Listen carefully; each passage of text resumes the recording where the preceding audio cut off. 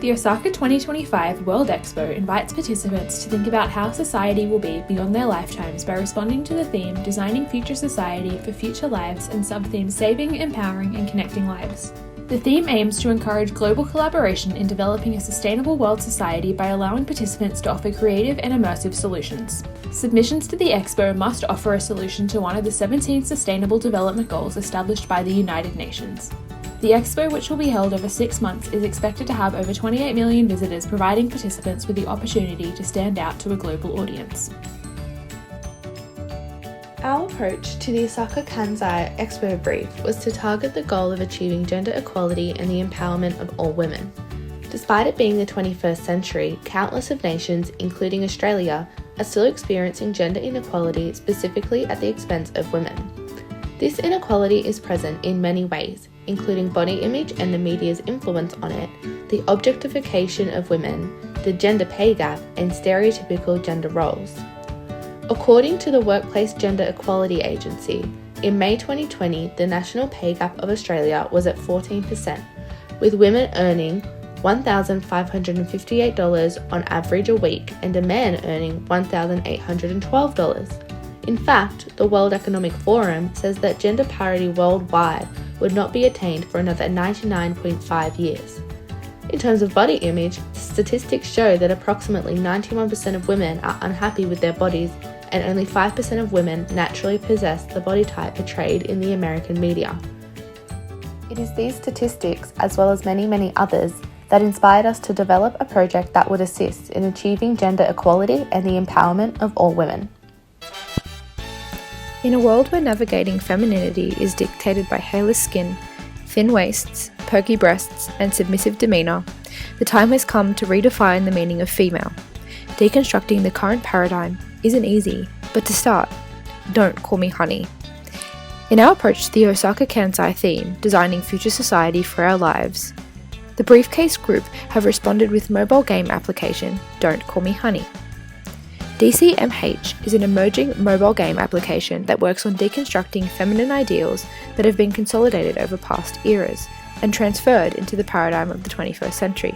Our game, Don't Call Me Honey, came to life through the inspirations from Dumb Ways to Die and Episode's mobile video game, as well as the brilliant novel Women Don't Owe You Pretty by Florence Given. We wanted to, in a way, illustrate the real-life hardships we face as women through a storytelling layout similar to Episode's. We wanted the game to be fun and crazy, just like Dumb Ways to Die, and we wanted the boss woman energy that we get from reading Women Don't Owe You Pretty. What a combination, right? Well, from these three inspirations, we truly believe that an interactive story game is the most effective method to shape the younger minds in today's society. Don't Call Me Honey wants you to feel welcome and empowered. There is no such thing as how a woman should look. The inner beauty within you translate on the outside, and that's why we are reconstructing the avatar creation method through a personality quiz.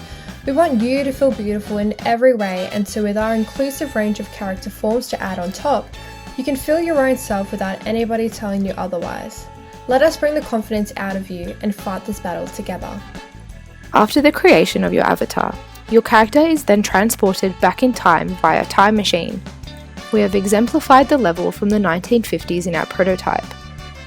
History displays gross feminine constructs, particularly the United States' emphasis on the exclusive feminine investment into motherhood and the instillment of traditional values of home and family, which has been researched by Miller in 1991. In this level, 21st century players are placed against the 50s landscape and appear as a housewife whose novelty has worn as she learns of her husband's affair. Players are then presented with an array of actions in which the aim is to deconstruct the gender norm and empower oneself against their husband. This is a delicate act, as extreme alien behaviours will drain your husband's tolerance meter and will force him to leave the house. Players must tackle the situation whilst maintaining their spouse's attention in order to triumph in a successful act of female empowerment from the 21st century. When playing the game Don't Call Me Honey, players are able to share statistics and facts given throughout the game to their social media accounts, such as their Instagram story. This feature aims to increase the exposure of our app and encourage more young people to play and be involved.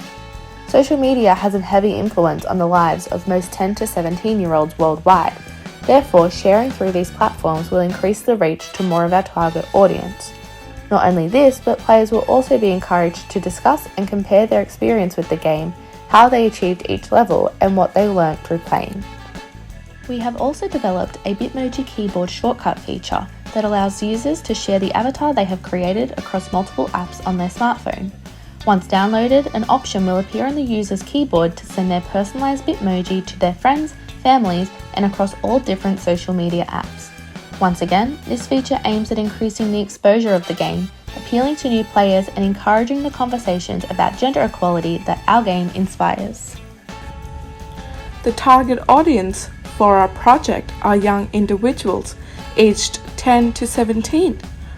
Why we believe this app is suited for a younger demographic is because, according to a study conducted by the World Health Organization, unequal gender norms develop in early childhood and intensify in early adolescence.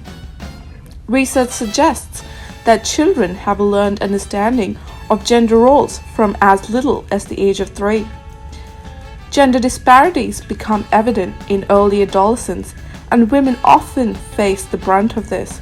A study conducted across 40 countries in Asia and the Pacific have found that adolescent girls faced high levels of violence, spent more time than boys doing household chores, had limited to no access to education, employment, or training, and had limited autonomy over their own health care.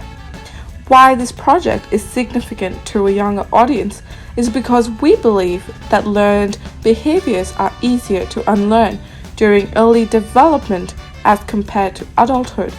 The app aims to educate all individuals. It does not solely pertain to boys or girls, because after all, gender is a multifaceted concept and is not restricted to just men or women. The structure of this project even makes it more appealing to younger children and adolescents. The app aims to make learning fun and appropriate for them. Although there have been significant improvements to gender equality throughout history, we still have a long way to go. Our game provides the pathway for future generations.